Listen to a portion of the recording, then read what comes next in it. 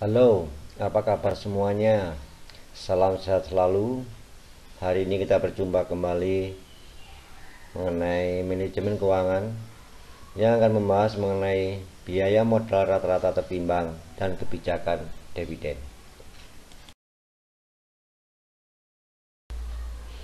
Jadi, biaya modal rata-rata tertimbang merupakan bagian dari konsep biaya modal. Nah, biaya modal rata-rata tertimbang itu merupakan biaya keseluruhan, yaitu biaya modal yang dikeluarkan oleh perusahaan untuk membiayai investasi. Karena apa? Karena menggunakan beberapa jenis sumber dana. Nah, sumber dana itu bisa berasal dari saham biasa, saham preferred, atau hutang. Dalam hal ini adalah obligasi. Nah, nanti akan dihitung berapa biaya modal rata-ratanya. Sekarang perhatikan contoh dalam menghitung biaya modal rata-rata tertimbang.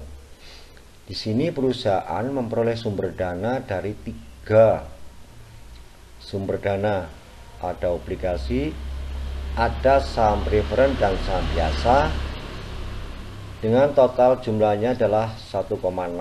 Kemudian komposisinya terlihat ya di situ. Total jumlah komposisi 100%. Kemudian biaya masing-masing modal dari sumber dana itu ada 3, ada 21%, 18%, dan 16%. Sehingga rata-ratanya adalah komposisi dikalikan dengan biaya modal. Sehingga dari contoh ini, maka biaya modal rata-rata tertimbang dari sumber dana yang diperoleh perusahaan adalah 17,62%. Itulah yang disebut dengan biaya modal rata-rata tertimbang.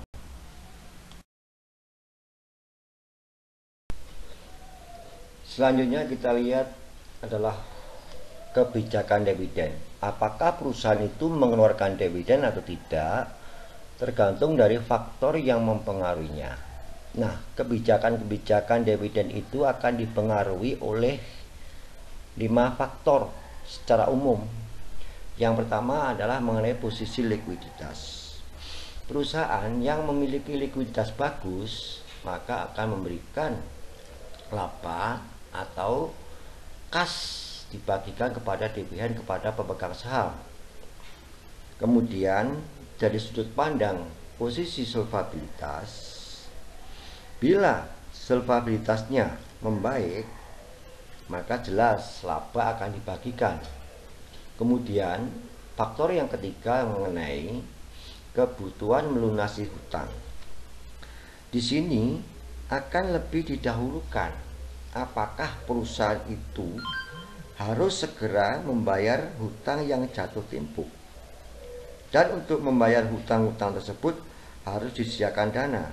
Oleh karena itu, semakin banyak hutang yang harus dibayar, maka semakin besar dana yang harus disediakan, sehingga akan mengurangi jumlah dividen. Kemudian faktor yang keempat adalah kesempatan investasi. Kesempatan investasi ini juga merupakan faktor yang mempengaruhinya terhadap dividen yang dibagi. Karena apa? Semakin terbuka kesempatan investasi, maka semakin kecil dividen yang dibayarkan kepada pemegang saham. Yang terakhir mengenai stabilitas pendapatan. Bila perusahaan yang pendapatannya stabil, maka dividen akan dibayarkan kepada pemegang saham lebih besar dibanding dengan perusahaan-perusahaan yang pendapatannya tidak stabil.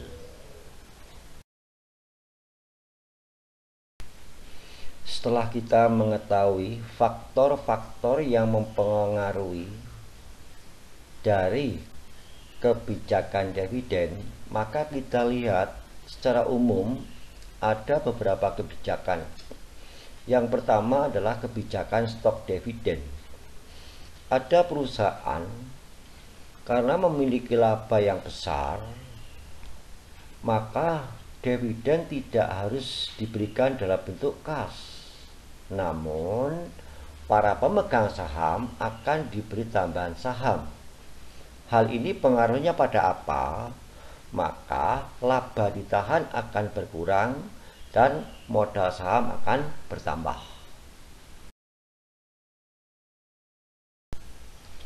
Kemudian yang kedua adalah kebijakan stock split.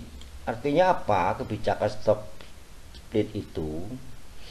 Yaitu kebijakan di mana perusahaan akan memecah jumlah nilai nominal saham itu lebih kecil. Hal ini untuk meningkatkan jumlah saham itu sendiri. Kenapa? Ini akibat dari tingginya harga saham yang menganggap bahwa investor kurang menarik atau kurang berminat, sehingga dengan adanya saham yang dipecah-pecah dengan nominal yang lebih kecil, maka akan membuat minat investor lebih tinggi.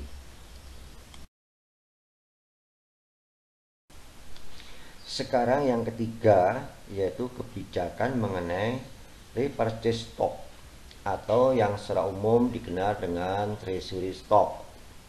Di sini artinya apa? Yaitu perusahaan akan melakukan pembelian kembali saham-saham perusahaan yang dipegang oleh pemegang saham atau investor. Kenapa? Kadang-kadang bahwa perusahaan itu memiliki atau mempunyai kelebihan uang kas. Namun di satu sisi, kesempatan untuk investasi yang menguntungkan atau memiliki peluang yang besar masih belum ada. Maka perusahaan mengambil kebijakan yaitu berupa pembagian kas dividen atau membeli kembali saham yang dimiliki oleh investor.